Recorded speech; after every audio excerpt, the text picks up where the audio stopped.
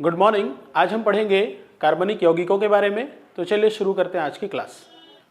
तो आइए समझते हैं कार्बनिक यौगिक होता क्या है, या जिसको हम बोलते हैं ऑर्गेनिक कंपाउंड। तो इसका डेफिनेशन हो जाता है ऐसे यौगिक जिसमें कार्बन परमाणु उपस्थित होते हैं तथा जो हाइड्रोजन, हैलोजन, नाइट्रोजन आदि परमाणुओं के साथ सहसंयोजक बंध द्वारा डायरेक्टली मतलब सीधे सीधे जुड़े हुए होते हैं, उनको हम बोलते हैं कार्बनिक यौगिक या ऑर्गेनिक कंपाउंड। अब यहाँ पे आपको दो चीजें ध्यान में रखनी है। पहली चीज कि जो ऑर्गेनिक कंपाउंड होगा उसमें कार्बन परमाणु उपस्थित होगा ही होगा, ये मस्ट है। क्लियर। दूसरी चीज कि जो कार्बन परमाणु उपस्थित होगा वो हाइड्रोजन के साथ या हैलोजन के साथ या नाइट्रोजन के साथ वो डायरेक्टली सहसंयोजक बंध द्वारा जुड़ा हुआ होगा, तब जाकर के होगा वो कार्बनिक यौगिक। यदि ऐसा नहीं है उस कंडीशन में वो कार्बनिक यौगिक नहीं कहलाएगा। जैसे हम कुछ उदाहरण देख ले, CH4 मेथेन, C2H6 एथेन, उसी तरह से बेंजीन, ग्लूकोज, कार्बन टेट्राक्लोराइड और मेथिल साइनाइड। यदि हम इनकी संरचना को देखें तो CH4 कैसा रहेगा, ये कार्बन परमाणु इस तरह से 4 हाइड्रोजन से इस तरह से जुड़ा हुआ रहता है। अब इसमें आप देखेंगे, देखिए कार्बन परमाणु उपस्थित है, साथ ही कार्बन कैसा है, कार्बन जो है हाइड्रोजन के साथ डायरेक्टली क्या जुड़ा है, क्या बना रहा है, सहसंयोजक बंध बना रहा है, कोवेलेंट बॉन्ड बना रहा है। उसी तरह से जैसे मान लीजिए हम देख लेते हैं CCl4।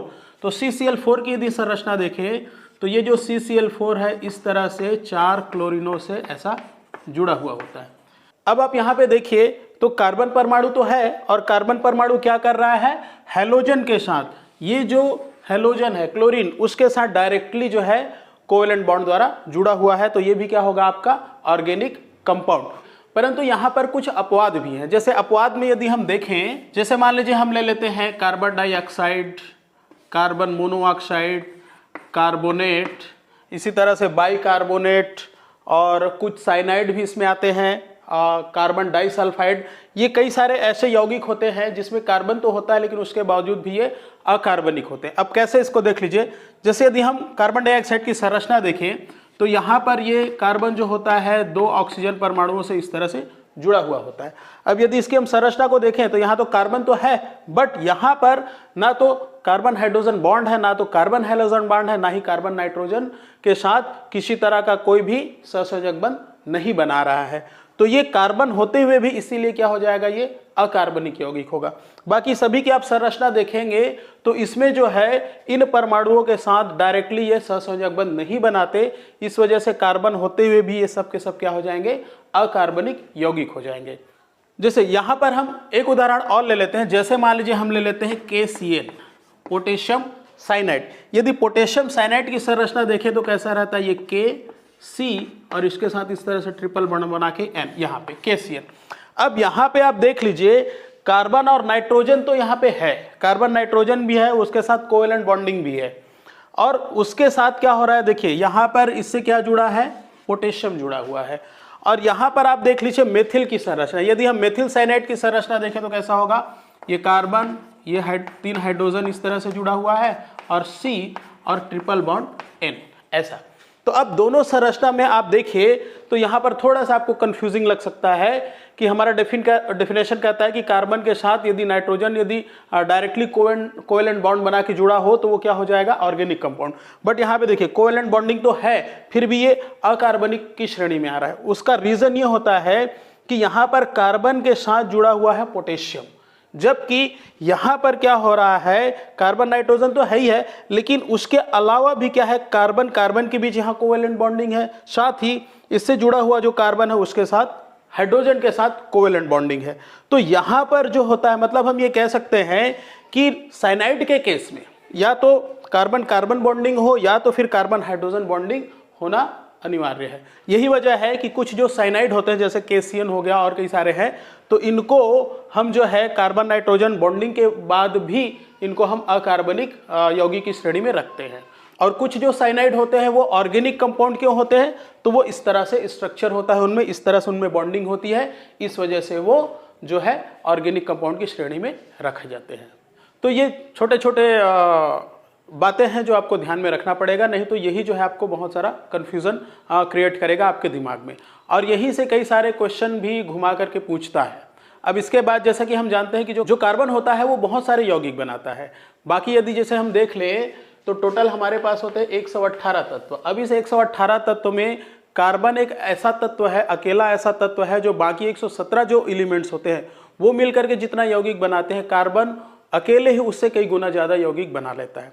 तो कार्बन में ऐसे क्या खास बातें हैं, ऐसा क्या उसमें स्पेशल गुण होते हैं, कैरेक्टर्स होते हैं जिसकी वजह से ये कई गुना ज़्यादा उनसे यौगिक बना लेता है। तो चलिए आइए इसको हम समझते हैं। तो आइए देख लेते हैं कार्बन के वो स्पेशल कैरेक्टर क्या क्या हैं।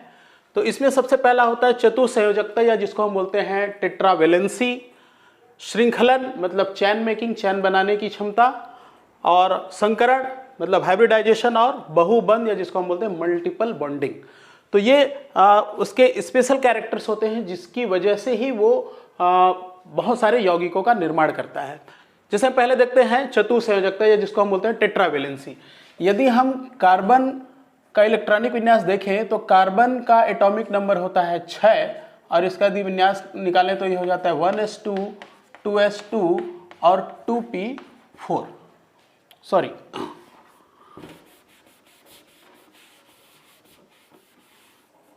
2p2।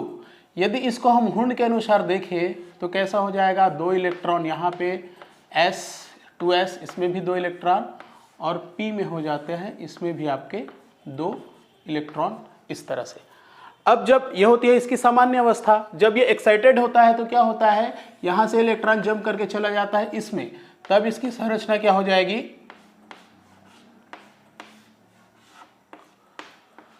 चलिए 2 इलेक्ट्रॉन इसमें था तो ये ऑलरेडी इसमें रहेगा ही। अब यहाँ पे देखिए 2 इलेक्ट्रॉन है, एक इलेक्ट्रॉन जंप करके कहाँ जाएगा, यहाँ पे, तो यहाँ बच जाएगा केवल एक इलेक्ट्रॉन। ये इलेक्ट्रॉन पहले से था, ये भी पहले से है, और ये जो इलेक्ट्रॉन है जंप करके कहाँ आ गया, यहाँ पर।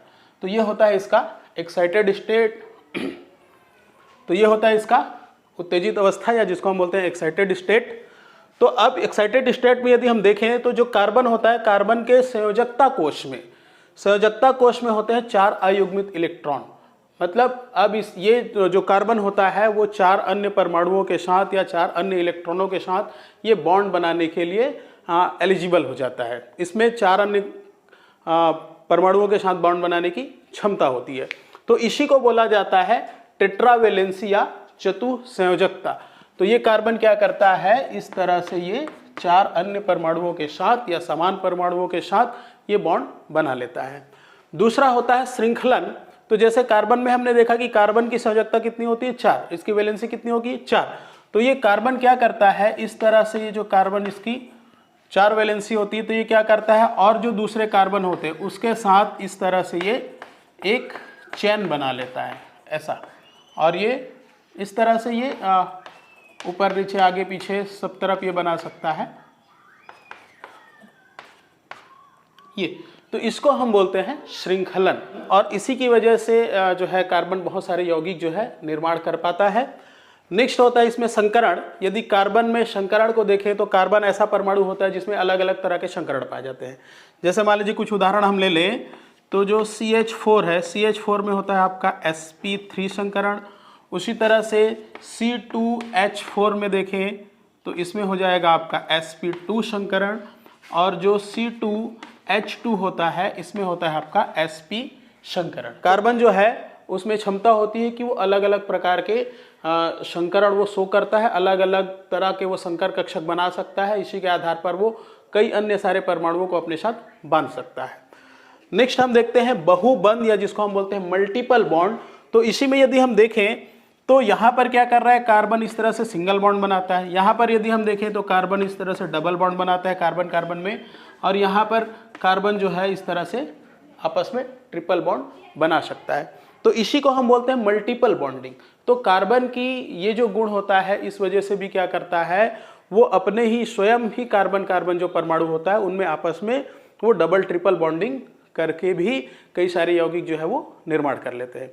तो यही वो कैरेक्टर्स है जिसकी वजह से कार्बन अकेला जो है बहुत सारे यौगिक का निर्माण कर पाता है। चलिए इसके बाद हम आगे देखते हैं कार्बनिक यौगिकों के प्रकार।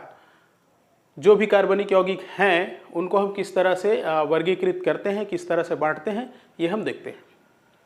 तो जो कार्बनिक यौगिक है उसको मुख्य रूप से हम दो तरह से बांटते हैं।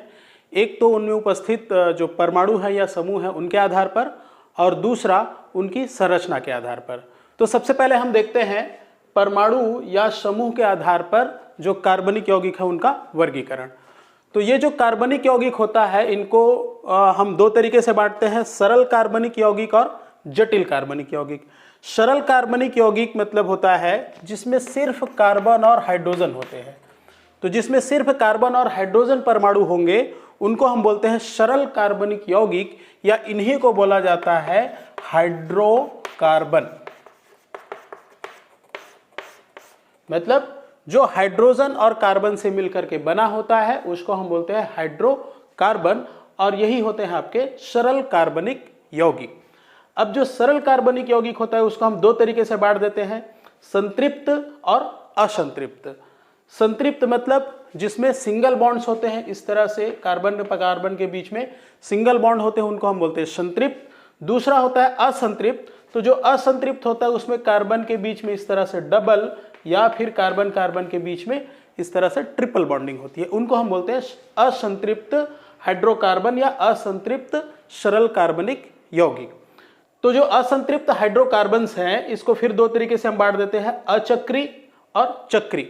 चक्री मतलब जिसमें रिंग होता है, कोई ना कोई साइकिल होता है, और अचक्री जिसमें कोई भी साइकिल नहीं होता। जैसे मान लीजिए हम उदाहरण के लिए देखें, जैसे हम ले लेते हैं CH3 CH2 CH3 इस तरीके से। तो यहां पर आप देखिए तो ये कैसी है, एक सीधी श्रृंखला में है। या फिर हम ले लेते हैं CH3 CH CH3 और यहाँ पे मान लीजिए हम बना लेते हैं CH2 और इधर हम कर लेते हैं CH3। तो यहाँ पर भी देखें इसका आकार अलग है, इसका आकार अलग है, लेकिन दोनों में कहीं पर भी किसी तरह का कोई साइकिल, कोई रिंग नहीं बन रहा है। तो ये हो जाते हैं आपके अचक्री, और साथ ही क्या है, संतृप्त है, सभी में सिंगल बॉन्ड है। लेकिन वहीं पर यदि हम देखें, जैसे हम ले लेते हैं CH2 और CH2, तो इसमें यहां पर देखें इस तरह से, देखिए ये इस तरह से क्या हो रहा है, इसमें एक रिंग बन रहा है। यहां पर भी सब में सिंगल बॉन्डिंग है, लेकिन बॉन्डिंग कैसी है, रिंग के आकार का है। तो इनको हम बोलते हैं चक्रीय, और सिंगल बॉन्ड है इसलिए ये भी क्या हो जाएंगे, संतृप्त हो जाएंगे। वहीं दूसरी तरफ यदि हम देखें असंतृप्त जिसमें डबल या ट्रिपल बॉन्ड होगा, इसको भी उसी तरह दो भाग में बांटते हैं, चक्री और अचक्री।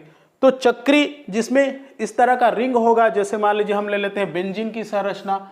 तो बेंजीन में हम यदि देखें इस तरह से, तो ये बेंजीन में क्या होता है, इस तरह से रिंग होता है, साथ ही इसमें हो जाता है इस तरह से अल्टरनेट डबल बॉन्ड। तो अल्टरनेट डबल बॉन्ड होता है, इसलिए क्या हो जाएगा, वो असंतृप्त हो जाएगा। ठीक है, और किससे बना है, सिर्फ इसमें कार्बन और हाइड्रोजन होते हैं। तो सिर्फ कार्बन हाइड्रोजन होते हैं, मतलब ये भी क्या है, आपका हाइड्रोकार्बन है। उसी तरह से अचक्री होते हैं। अचक्री जैसे मान लीजिए हम ले लेते हैं CH3 single bond CH double bond CH2। इसमें किसी तरह का कोई चक्र नहीं है, लेकिन इसमें डबल बॉन्ड है, इसलिए हो जाएगा आपका अचक्री हो जाएगा, चक्र नहीं है तो। और साथ ही क्या होगा, असंतृप्त। क्यों, क्योंकि डबल बॉन्डिंग है। तो इस तरह से हम हाइड्रोकार्बन्स को बांटते हैं। तो ये तो हो गया आपका सरल कार्बनिक यौगिक, और दूसरा जो होता है वो होता है जटिल कार्बनिक यौगिक। अब जटिल कार्बनिक यौगिक क्या होता है उसको देख लेते हैं। जैसे हमने पहले देखा, क्या देखा कि कार्बन और हाइड्रोजन से मिलकर के जो बनता है उसको हम क्या बोलते हैं, सरल कार्बनिक यौगिक, या इसी को बोला जाता है हाइड्रोकार्बन। अब ये जो हाइड्रोकार्बन है, इस हाइड्रोकार्बन में यदि हम ऑक्सीजन, सल्फर, नाइट्रोजन या हैलोजन इन परमाणुओं को यदि जोड़ देते हैं, या हम ये कह सकते हैं कि हाइड्रोकार्बन के साथ जब ये परमाणु उपस्थित होते हैं, या ये जो है इनके साथ संयोग करके यौगिक बनाते हैं, तो उसको हम बोलते हैं जटिल कार्बनिक यौगिक। अब ये जो जटिल कार्बनिक यौगिक होता है वो दो भागों से मिलकर के बनता है। कोई भी जटिल कार्बनिक यौगिक आप ले लो, चाहे छोटा हो, बड़ा हो, जैसा भी हो, उसमें दो भाग उपस्थित होंगे। उनमें से जो पहला भाग होता है वो कहलाता है मूलक। अब ये जो होता है या तो एल्किल मूलक हो सकते हैं या फिर एरिल मूलक हो सकते हैं। और जो दूसरा पार्ट होता है वो कहलाता है क्रियात्मक समूह, या जिसको हम बोलते हैं फंक्शनल ग्रुप। और इस फंक्शनल ग्रुप के आधार पर ये जो कार्बनिक यौगिक होते हैं वो 4 भाग में बटे होते हैं। तो जो पहला होता है वो होता है ऑक्सीजन बेस्ड, मतलब ऑक्सीजन युक्त कार्बनिक यौगिक। उसी तरह से नाइट्रोजन बेस्ड, हैलोजन बेस्ड और सल्फर बेस्ड, मतलब नाइट्रोजन युक्त कार्बनिक यौगिक, हैलोजन युक्त कार्बनिक यौगिक और सल्फर युक्त कार्बनिक यौगिक। जैसे कुछ एग्जांपल इसके हम ले लेते हैं। इसमें आप देखो, इसमें सिर्फ कार्बन और हाइड्रोजन है, मतलब क्या होगा, ये आपका सरल कार्बनिक यौगिक होगा। और यदि इसी में हम क्या करें, इसी में हम जोड़ देते हैं, मान लीजिए Cl, ये हमने जोड़ दिया, क्या, एक हैलोजन जोड़ दिया। तो जैसे ये हैलोजन जोड़ देंगे तो अब देखिए उसमें क्या हो गया, कार्बन हाइड्रोजन के साथ हैलोजन भी है। तो कार्बन और हाइड्रोजन के साथ जब हैलोजन भी आ जाता है तो वो क्या हो जाएगा, आपका जटिल कार्बनिक यौगिक। और जटिल कार्बनिक यौगिक है मतलब उसमें 2 भाग होंगे, एक मूलक होगा और दूसरा क्रियात्मक समूह होगा। तो अब इसमें आप देखिए क्रियात्मक समूह कौन सा है, तो ये जो Cl होता है ये होता है इसका फंक्शनल ग्रुप, ये होगा उसका क्रियात्मक समूह। तो बाकी जो बचा वो क्या हो जाएगा, मूलक, रेडिकल।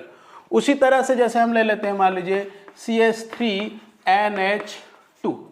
अब इसमें भी आप देखो कार्बन हाइड्रोजन के अलावा नाइट्रोजन है, तो ये क्या हो जाएगा आपका, ये हो जाता है एमीन। अब इसमें क्रियात्मक समूह कौन सा होगा, तो इसमें क्रियात्मक समूह होता है आपका NH2, ये आपका क्रियात्मक समूह। तो बाकी जो बचा वो क्या हो जाएगा, आपका मूलक। तो इसी तरह और कई सारे आप एग्जांपल ले सकते हैं। जैसे मान लीजिए हम ले लेते हैं CH2COH। तो यहां पर भी देखिए ऑक्सीजन है, तो ये भी क्या होगा, आपका जटिल कार्बनिक यौगिक। इसमें ये क्रियात्मक समूह हो जाता है, बाकी आपका एल्किल मूलक हो जाएगा। उसी तरह से जैसे मान लीजिए हम ले लेते हैं CH3COCH3, ऐसा। तो यहाँ पर भी देखिए हाइड्रोजन और कार्बन के अलावा फिर ऑक्सीजन आ गया, तो ये क्या होगा, ये भी होगा आपका जटिल। और इसमें क्रियात्मक समूह कौन सा होगा, तो ये हो गया इसका क्रियात्मक समूह, और बाकी जो बचा वो एल्किल मूलक। क्लियर। तो इस तरह से जो जटिल कार्बनिक यौगिक होता है उसको हम 4 अलग अलग तरह से बांटते हैं। तो ये तो हो गया आपके परमाणु या समूह के आधार पर। और इसके बाद हम आगे देखते हैं संरचना के आधार पर। तो संरचना के आधार पर कार्बनिक यौगिक को भी 2 भाग में बांटा गया है, ओपन चैन और क्लोज्ड चैन। ओपन चैन या इसी को हम बोलते हैं एसाइक्लिक, या इसी को बोला जाता है एलिफैटिक। ओपन चैन मतलब होता है कि ऐसे यौगिक जिनके सिरे जो होते हैं वो खुले हुए होते हैं। जैसे मान लीजिए हम उदाहरण में ले ले, जैसे हम यहाँ पे ले लेते हैं CH3CH2CH2CH3। अब यदि हम इस यौगिक को देखें तो यहाँ पे क्या हो रहा है, देखिए इसके जो दोनों सिरे हैं वो खुले हुए हैं, तो इनको हम बोलते हैं ओपन चैन या एसाइक्लिक। वहीं पे हम देखें क्लोज्ड चैन या साइक्लिक, तो इनका यदि हम संरचना देखें तो जैसे CH3 single bond CH double bond CH2 है। अब यहाँ पे आप देखो कि ये भी क्या होगा, आपका ओपन चैन होगा, इसके सिरे खुले हुए हैं। लेकिन यदि इसको हम इस तरह से लिखें CH3 सिंगल बॉन्ड CH और इसको कर देते हैं डबल बॉन्ड CH2। अब क्या करें, ये जो डबल बॉन्ड है इसको मान लीजिए हम ले आते हैं यहाँ पर, और यहाँ पे जो 3 हाइड्रोजन है उसमें से 2 हाइड्रोजन यहाँ रखते हैं और 1 हाइड्रोजन यहाँ जोड़ देते हैं, तो ये हो जाएगा CH2। तो यदि हम इसका अणुसूत्र और इसका अणुसूत्र हम देखें तो दोनों के जो अणुसूत्र हैं वो बराबर होंगे, मतलब कार्बन की और हाइड्रोजन की जो संख्या होगी वो बराबर होगी। बट यहाँ पे देखिए इनकी संरचना में अंतर है। ये कैसा हुआ है, दोनों तरफ से खुला हुआ है, लेकिन यहाँ पे देखिए कोई भी कार्बन जो है वो खुला हुआ नहीं है, सभी के सभी आपस में एक दूसरे से जुड़े हुए हैं। और आपस में जुड़ करके इन्होंने क्या बना लिया, इस तरह से एक रिंग बना लिया, एक चक्र बना लिया। तो इनको हम बोलेंगे ओपन चैन। और इस तरह से यदि उनमें किसी तरह का कोई चक्र है, कोई साइकिल है, कोई रिंग है, तो वो कहलाएगा आपका क्लोज्ड चैन, या इसी को बोलते हैं साइक्लिक, मतलब चक्री कार्बनिक यौगिक। और इस तरह से ओपन होंगे, ऐसे ओपन होंगे, खुले हुए होंगे, तो उनको हम बोलते हैं ओपन चैन, मतलब खुली श्रृंखला वाले, या इसी को बोलते हैं एसाइक्लिक, मतलब अचक्री। अचक्री मतलब जिसमें किसी तरह का कोई चक्र, किसी तरह का कोई रिंग नहीं होता, उसको हम बोलते हैं अचक्री, या इसी को दूसरा नाम हम देते हैं एलिफैटिक। अब ये जो ओपन चैन वाले हैं इनको हम 2 भाग में बांट देते हैं। एक होता है स्ट्रेट चैन और दूसरा होता है ब्रांच्ड चैन, मतलब सीधी श्रृंखला वाले और शाखित श्रृंखला वाले, ब्रांच्ड चैन वाले। जैसे यहाँ पर हम देखें तो ये संरचना कैसी है, एक लाइन से सीधी है। यदि हम यहाँ पर एक दूसरा और संरचना बना ले, जैसे मान लीजिए हम ले लेते हैं CH3 CH3 और यहाँ पर हम एक और बना देते हैं CH3। तो अब आप यहाँ पर देखो, इसमें भी यदि हम देखें तो 4 कार्बन है, हाइड्रोजन की संख्या भी देखें तो बराबर है, मतलब संरचना देखें तो कैसा है, ये एक सीधी श्रृंखला में है और ये कैसा है, ये इस तरह से टी शेप है, ऐसा टी शेप में है, मतलब इसमें एक ब्रांच है, इसमें एक शाखा निकली हुई है। तो इस तरह से जो संरचना वाले होंगे उसको हम बोलते हैं ब्रांच्ड चैन या शाखित श्रृंखला वाले कार्बनिक यौगिक, और इस तरह से जब सीधे होंगे तो इसको बोलेंगे स्ट्रेट चैन, मतलब सीधी श्रृंखला वाले कार्बनिक यौगिक। दूसरी तरफ हम देखें जो क्लोज्ड चैन होता है या जिसको हम बोलते हैं साइक्लिक, तो साइक्लिक जो होता है इसको हम 2 भाग में बांटते हैं, होमोसाइक्लिक और हेट्रोसाइक्लिक। होमोसाइक्लिक मतलब होता है, होमो का मतलब होता है समान और हेट्रो का मतलब होता है असमान। तो इसको चलिए हम एक उदाहरण से देखते हैं। जैसे मान लीजिए हम ले लेते हैं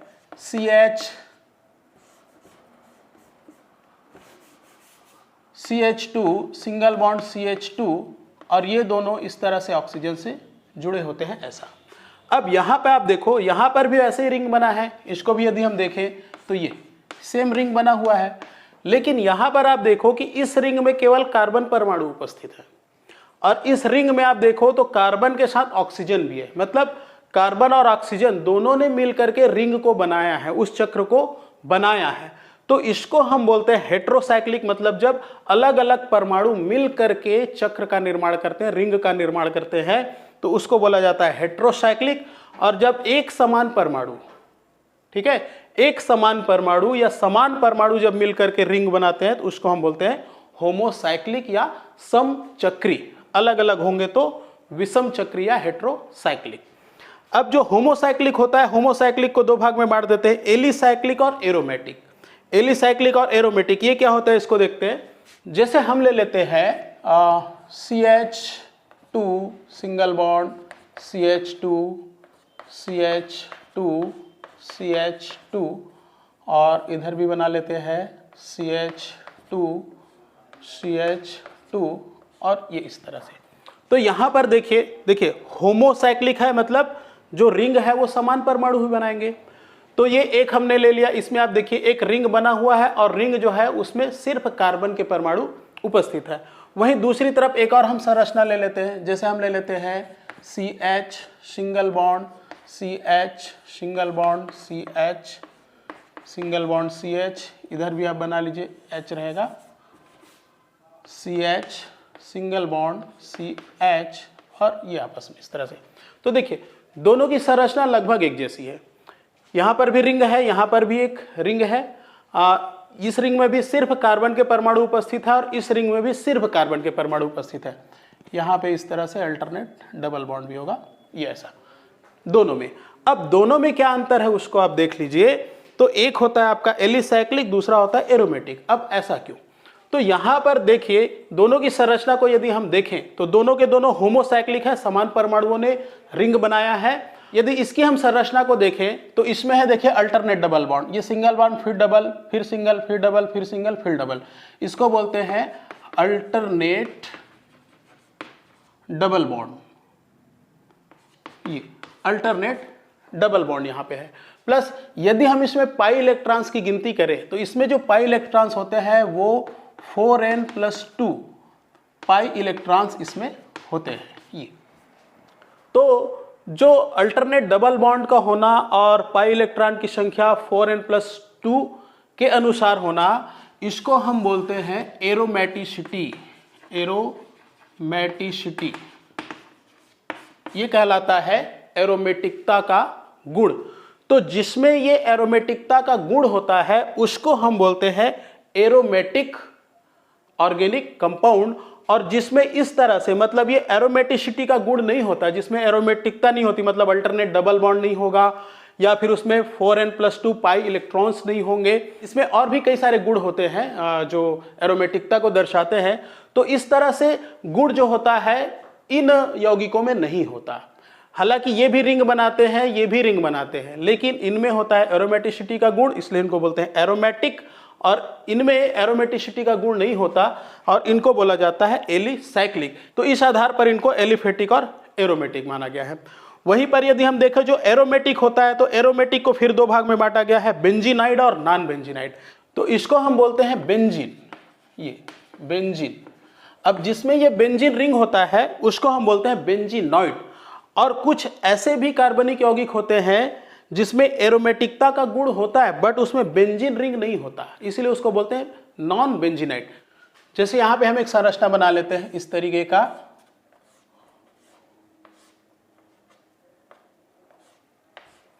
इसमें रहेगा एक एनायन, इसको बोला जाता है साइक्लोपेंटाडाइइनिल एनायन। दोनों के जो गुण है, ये भी एरोमेटिक है, ये भी एरोमेटिक है। ये भी हुकेल के नियम का पालन करता है, ये भी हुकेल के नियम का पालन करता है। बट यहां पे देखिए इसके समान इनमें रिंग अनुपस्थित है, रिंग नहीं है, तो इसलिए इनको बोला जाता है नॉन बेंजीनॉइड।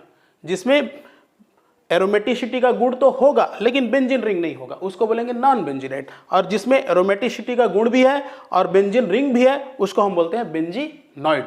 उसी तरह से दूसरा जो होता है हमारा हेट्रोसाइक्लिक, तो ये हम पहले देख चुके हैं। हेट्रोसाइक्लिक मतलब जिसमें अलग अलग जो परमाणु है वो मिलकर के साइकिल का निर्माण करते हैं, तो वो हेट्रोसाइक्लिक हो जाएगा। हेट्रोसाइक्लिक भी दो तरह का होता है, एलिसाइक्लिक और एरोमेटिक। चलिए इसको भी हम संरचना से समझते हैं।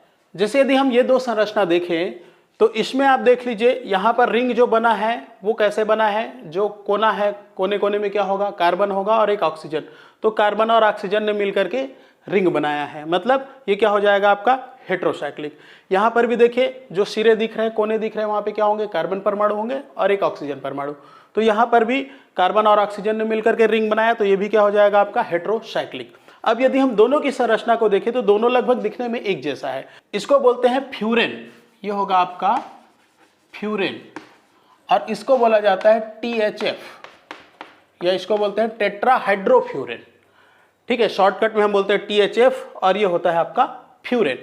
ये जो कार्बनिक यौगिक है इसमें होता है एरोमेटिसिटी का गुण, मतलब ये जो है एरोमेटिक यौगिक के समान इसमें लक्षण होते हैं, इसमें उस तरह से कैरेक्टर होते हैं।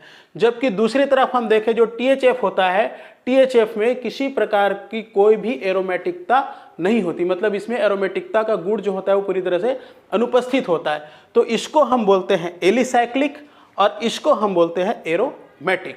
तो इस तरह से जो कार्बनिक यौगिक है उसको हम संरचना के आधार पर अलग अलग तरह से बांटते हैं। तो चलिए आज की क्लास में इतना ही, बाकी हम पढ़ेंगे नेक्स्ट क्लास में। Okay, thank you.